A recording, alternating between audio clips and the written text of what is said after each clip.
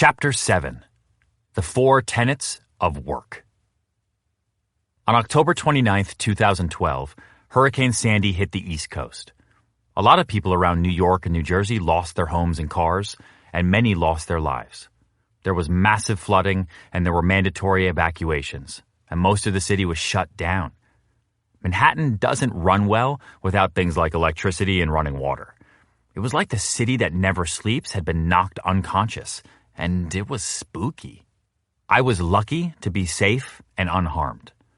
The biggest problem Sandy gave me were existing in complete darkness for a few days, having to walk up 14 flights to my apartment because the elevator was out of order, and if I wanted to make a call, I'd have to walk about 20 blocks uptown to where my phone could actually get service.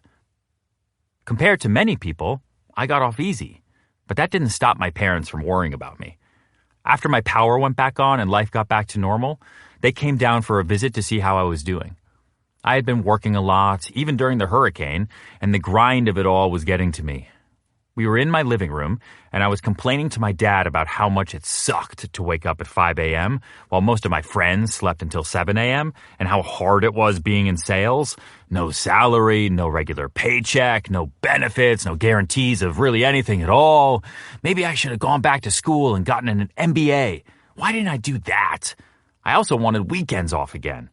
And I'm not sure what I was hoping to achieve by complaining. Maybe I wanted my parents to know how hard I was working, and it's possible I wanted a bit of sympathy or a good pep talk. That's not quite what I got. My dad cut me off and said, "Stop right there. Do you think that I ever wanted to wake up early and go to work every day? No. I wanted to sleep in. I wanted to hang out, but that wasn't the job." Mind blown. As long as I could remember, my father was up every morning at exactly 5:50 a.m. He woke up and got out of bed without an alarm clock. It's like he knew instinctively when it was time to rise. Kind of like a vampire. Getting up at that ridiculous hour was hardwired into his very being. My dad didn't mess around, and because he wouldn't use an alarm, hitting the snooze button wasn't even an option. He showered, shaved, grabbed a piece of toast, and was off to start his day. And yes, I was under the impression that was exactly what he wanted to be doing, working long hours all the time. My father is the most disciplined person I know. He was military-like when it came to work. All those years he had been getting up before dawn and hadn't ever complained about it? Not even one single time? I will never forget that moment. Everything was put into perspective for me. It was like Superman and I were having a drink and he confessed, "Ryan, here's the thing. Flying actually makes me feel pretty sick, and it's exhausting helping people all the time. Take last week, for example. This kid was trapped under a truck, so I had to pick it up to save him. It was really heavy, and now my shoulder is killing me. Hey, do you have any ibuprofen? But, well, that's the job." What my dad said to me reinforced that everything we do is a choice. It was my choice to get up early and to work harder. I was complaining about something that I had decided to do. And if I didn't consciously decide to choose hard work, a different choice might be made for me. I wouldn't sell anything and I'd be broke again. But more importantly, why was I making the choice to get up so early and work on weekends? Because in the end, I desperately wanted to succeed.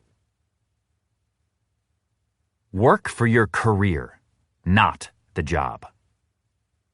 Growing up, we always lived in areas surrounded by trees. Our neighbors could have been aliens, but we'd never have known because we couldn't see them. With all the trees, there was never a lack of sticks that needed to be cleared from the lawn.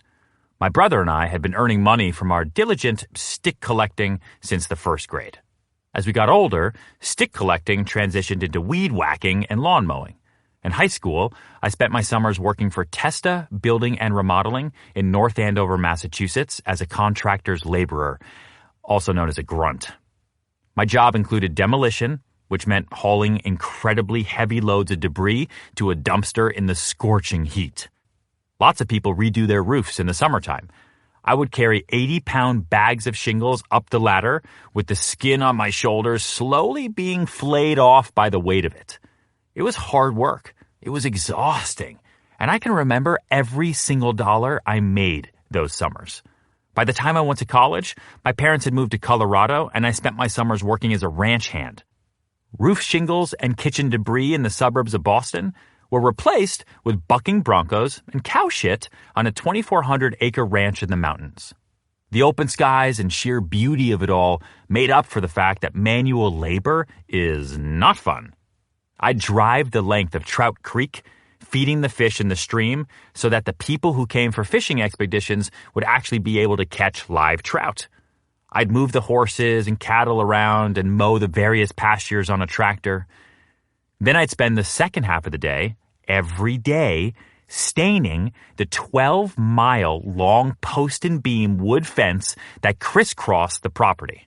Over those few summers, I spent over 1,000 hours just painting that fence. Ultimately, I was fortunate to have these jobs when I was young. They were tough, and I hated them, but it's not like I was foraging for food or had to earn enough to feed a family. I was a student who was lucky enough to get everything he needed, and the money I earned was my own. These jobs provided the foundation of the strong work ethic I have today. Sitting in my New York City apartment, my father transformed the meaning of work for me. I suddenly understood that in the past, I was working for the job. I was earning money so I would have pocket money in college or so I could move to New York City after graduation. Now, I was working for the career. It was no longer only about a paycheck. It was about something much bigger. Our careers are a huge part of our lives. Since most of us must work for a living, shouldn't that work enrich our lives and inspire us to do bigger and better things while making money at the same time? My dad thought it was pointless for me to complain that I didn't have a business degree. I was in sales. That ultimately meant I was in the people brokering business. And that was something I could master no matter what school I went to or where I was from. I didn't have to create my product. I just had to sell it.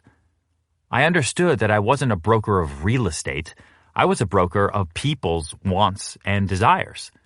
I had been thinking about my work all wrong. I was complaining about the grind, the hours, the frustrations, the uncertainty, because I was focused on the job. I wasn't thinking big enough. Sure, I was selling more at that time because I wanted to be successful and earn more money, but until I had clarity on what I was working for, I was going to still feel stressed and overwhelmed. It really got me thinking, why do I want to do this? What pushes me? What is my ultimate goal in life? These are big questions, and taking the time to dig deep and dissect the answers can be your best gifts to yourself and your career. I know what my work really entails. Everything that the finder, keeper, and doer in me does every day. I know why I do it. I know what wall my back was up against to get here. And ultimately, I know what my win is. I know exactly what I want all this to add up to at the end of my life. These 4 tenets opened up a new and unexpected path to success for me. And to think that when my parents came to visit that fall, I thought we'd just catch up and hang out together after I'd spent several days all by myself in total darkness without a working cell phone to keep me connected to humanity. The 4 W's. I'm going to do you a favor right now and tell you the most important thing you can do to improve your sales. Do whatever you want with this book, but if you do anything, please define your 4 tenets. Footnote: I am evangelical when it comes to the 4 tenets. If you want to change your career and sell more today, do this right now. End footnote. Not only will you sell more and enjoy greater success, but if you do this, you will lead a more fulfilling life. Do you ever wake up nervous and feeling lost? Do you come home feeling exhausted, but you can't pinpoint exactly why you are so tired? By defining your 4 tenets, you will wake up easier and walk lighter. You'll have a clear purpose during your day, your week, your month, and throughout your entire year. You will never doubt why you do what you do and why you are working so hard for it every single day. I wish I had figured this out sooner. I've thought back to when I was working out what my tenets were, and I'm going to guide you through the same process below. Please know, though, that I'm here to help. We can work on these together. Seriously, email me, ryan@ryanserhant.com. Tenet number 1, the why. Why do you do what you do?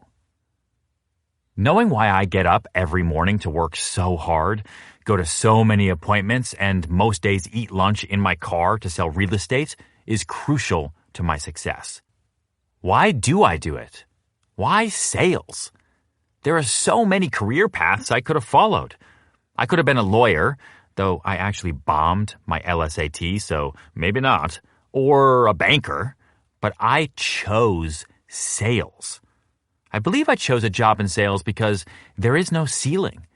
And what's better to a born competitor than a career field that presents an endless amount of opportunity? I am the engineer of my own destiny. I have the freedom to sell whatever I want and as much as I want. I would have reached the end of that fence in Colorado eventually, but there will never be that moment in my sales career. Is your why big enough and powerful enough to sustain you on those days when life is just pushing back at you? There are days when things that should be so simple become incredibly complex and frustrating for me.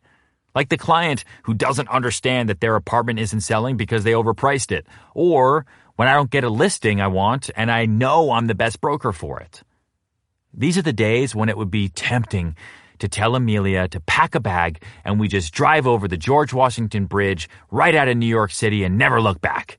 See ya, suckers. Serhant is out. But my why, and my very supportive wife, always pushes me forward, fuels me, and gets me back on the road. It urges me to power through and keep moving forward no matter what is going on.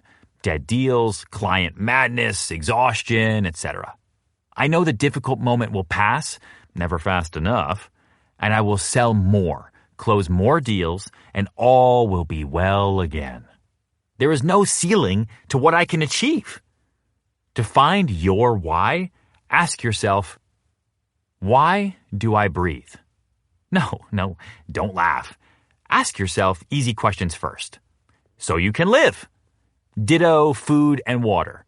Being alive is good. Stretch your answer beyond the obvious. It's a fact that humans need money to live. Why do you work in sales? What will keep you going when work is throwing rotten tomatoes at you? What thoughts propel you to keep moving forward in your career no matter what? My why? I am a born competitor, and sales has zero ceiling. There's always more to reach for. This thought pushes me forward on challenging days. Your why? Pause the recording and write down what keeps you going no matter what. Tenet number 2, the work. What do you do every day to expand your business? I had already learned early on that selling apartments wasn't about opening doors, flipping a light switch, and pointing to a bedroom. I mean, yes, technically there is some doer work that needs to happen to sell an apartment, but that is not the real work that goes into making my career successful. My dad was absolutely right when he said I was in the people brokering business. My work is about connecting clients to a product they want, their dream home, a place where they can live comfortably and create memories. To do that, I have to listen and empathize. To continue making sales, I have to maintain and cultivate personal relationships. Your work, at its core, needs to elevate your career to the next level. These are the things that are bigger than the physical work or daily tasks you do during the day. To discover your real work, ask yourself, What am I really selling? You aren't just selling wedding gowns. You are selling dreams and a new chapter in someone's life. How do you do that? If you're a bookseller, you're not just selling books. You're selling an escape, an opportunity to be swept away to another world. How do you connect a reader with the perfect book when there are so many options to choose from? What does that work look like? Where do you begin? Don't let fear hold you back. Break down what you'd need to do to be the best salesperson ever. What can you start doing right now, this very second, to push your career to new heights? My work every day is about working to expand my thriving sales business. I must constantly seek out new projects, discover new strategies for marketing myself so I can cast my net wider. Your work. Pause this recording and write down what can you start doing right now to grow bigger and better. Tenet number 3, your wall. What are you running from? My former coworker, Ben Kennedy, thanks Ben, wherever you are, taught me about my wall. This has been invaluable to me. While I'll never know for sure what was pushing Ben, it could have been having to return to a small life in a small town like me, or something worse. My back was up against a wall when I was hiding my tears on the subway because my credit card was declined at the grocery store for a cup of yogurt. I never wanted to be in that position again, and this fear propelled me to work harder and get the hell away from that wall. My first wall was easy to identify: not having enough money to buy groceries. It felt terrible. I'm proud to be able to say that after many years working in sales, my wall no longer involves financial stress. I'm still careful with how I spend my money, and I always will be, but now I know that whatever I do buy, I'll be able to work hard and make sure it's paid for. Now my wall has shifted to something that's become more important to me. My wall is now about using all my potential. I can't stand the idea of not milking my potential for all it's worth. Just thinking about it actually makes me feel sick. I want to wake up every day and do a little bit more than I did the day before. And to be clear, this isn't limited to making money. Maybe I'll write something today that really helps another salesperson, or who knows, maybe an episode of my vlog will inspire someone to go work in sales. That would be awesome. Should I get run over by a taxi tomorrow, which would suck, I want to know I did everything in my power to be the absolute best version of myself. My biggest fear and my wall today is wasted potential, leaving leftovers on the table. What's your wall? Ask yourself, what time in your life do you never want to return to ever again?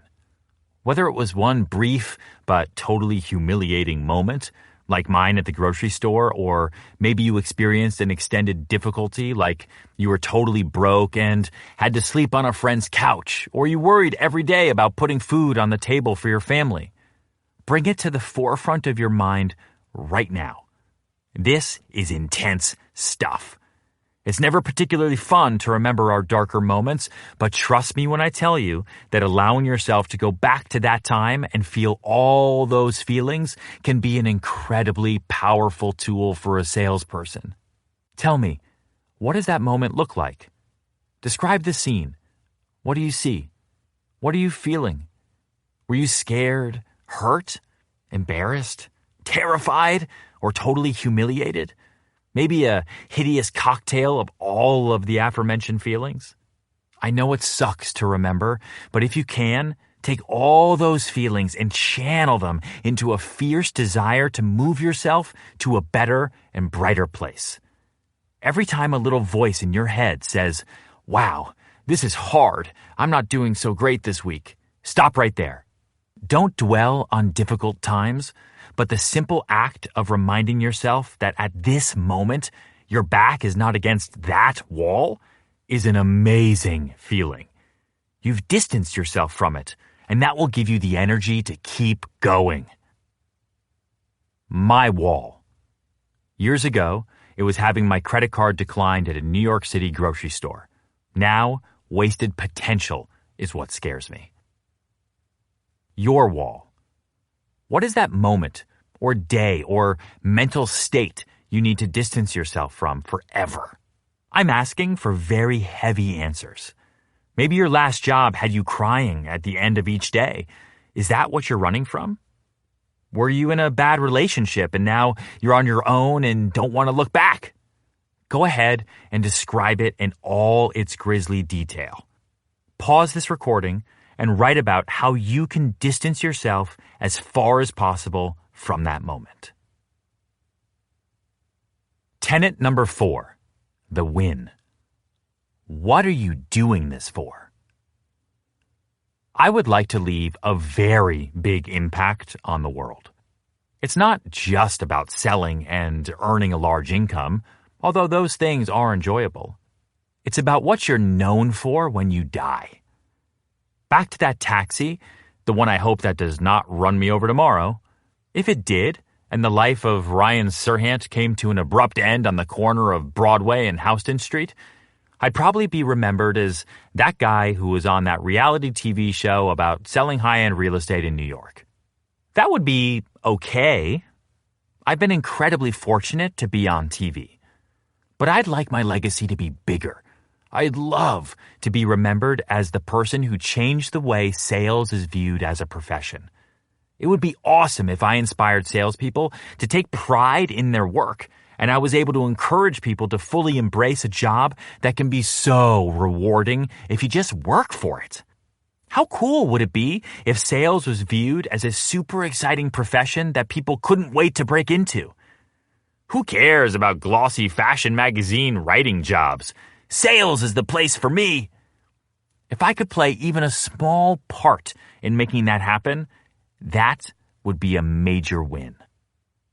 Before I encourage you to think about your win, I want to make it clear that a win is not a reward.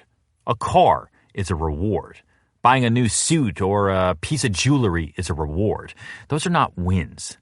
Rewards are something you buy yourself because you're either gifting or incentivizing yourself. It's perfectly acceptable to give yourself a reward. A win is something bigger. A win is the legacy you leave behind.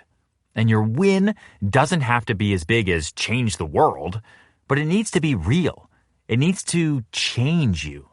And it needs to be something you really want. Are you a struggling mother of 2 and you aspire to provide well for your kids and maybe even pay for their college education in full to set them up on the right path?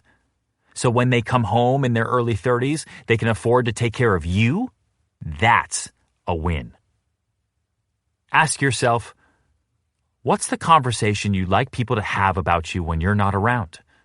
Be honest. What would you like people to say? That you were an awesome sales machine? That you had a great tax return one year? That you inspired your team and you achieved great things together? That you came up with the most creative pitches and always had a fresh approach to selling? That you connected so effortlessly with customers? Think big. What is the legacy you'd like to leave behind? What kind of mark do you want to make on the world? And don't say you can't think that big. You're human. You have a brain, and you're listening to a book about how to be a better salesperson so you can make more money and lead a more fulfilling life. Think big. Ask yourself, what's your win? My win? Changing the way people view sales so that everyone in the world will want to work in a job that offers limitless possibilities. Your win? What do you want people to say about you when you're not in the room? Pause this recording and write down what's the big mark you want to leave on the world. Don't hold back. After my dad blew my mind, my attitude shifted. It wasn't just a way to work harder. This was about building a career I could be proud of. My mindset shifted from, this is what I need to do to sell, get up early and work a ton of hours, to, this is what I'm going to do to build an amazing career. My career wasn't all about earning money, although that certainly was part of the equation. I was pushing myself to think about what I could do to be the best salesperson I could be. The 4 tenets are the building blocks that get me to the next level. Positivity, the oil that keeps everything running. I've known what my 4 tenets are for a long time, but there have still been moments in my career where I've felt beyond challenged, and staying positive, along with the support of my wife, are the only things that keep it all from falling apart. Positivity can seriously save your ass. 5 years ago, I pitched my heart out to the Colonnade Group, who had a building I wanted to sell. I kept refreshing my email like a freak, hoping to get an email saying I'd gotten the job. When I found out they were going with someone else, I was devastated. Fast forward 4 years, and they call me. The penthouse still hasn't sold. We're asking $7 million. Would you like to try to sell it? Yes, I would. I throw myself into the work. I stage the apartment, it looks amazing, and market the hell out of it. I'm thrilled this listing has come back to me full circle, and it will sell. Month 1 goes by with no offers. Month 2, 3, and 4, 0 offers. Now I'm getting nervous. My exclusive agreement is about to expire, and I get the dreaded phone call that they'll be using someone else. Most brokers would have thought, that's fine. It's not selling. I'll let it go. Most brokers would have had an excuse. It's the market. It's too hot outside. Mercury is in retrograde. But not me. Deep in my core, I believed I could sell this apartment. I was positive I could. Ready, set, go. I called everyone. I spent the entire day emailing and calling people trying to find a buyer. I never stopped believing I could pull this off, and it worked. I found one. After 2 weeks of negotiations, contracts were signed. Sold! To celebrate, I popped by the apartment and jumped on top of the counter. I made sure my shoes were clean first, to take a picture for Instagram so I could shout about the sale to the world. Follow-up, perseverance, and hard work matter. But sometimes a deal is so challenging that your positivity is the only thing that can get you through. When it looked like I was going to lose the listing again, I didn't waste an ounce of energy on fear or doubt. I shifted everything into high gear, staying positive until we had a signed contract. Be positive. Ignore all the reasons it seems like something can't be done. Focus on what you can do right now to get the deal done. When it feels like nothing is working, your positivity can give you just the boost you need to work a little harder, make one more phone call, reach out to one more person, or try just one more thing. And suddenly, when it feels like all is lost, you've closed your deal. I really don't know anything about jazz, but I do know that a famous trumpeter named Roy Hargrove, who skyrocketed to the top of his game at a young age, said something very wise that I'll always remember. He said, if you're going to be a musician, you've got to be open. Don't leave anything out.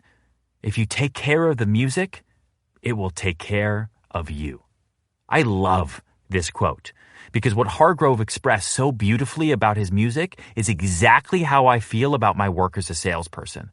If I take care of the work will take care of me. Think about it. Life is going to go up and down. You will have great days and some you'd like to forget ever happened. You will have good relationships and bad ones. It's all inevitable. But if you stay positive, stay thankful, and you take care of the work will take care of you. But first, you must truly understand what your work entails. For Hargrove, his work is changing the face of music one song at a time, and it gets him through the shit. Please, before you move on to the next chapter, pound out your 4 tenets and let your work take care of you. The Serhant Way. If you do anything at all from this book, please take the time to think about your 4 tenets and write down your thoughts. I draw strength from mine regularly, And I'm not kidding when I say that doing this can change your life. It was revolutionary for me to truly understand the difference between working for the job and working for the career. Knowing my why and my win reminds me why all this hard work and effort matter. And remembering my wall makes me feel gratitude about where I am in life today, but also makes it much easier to get out of bed and get to work in the morning.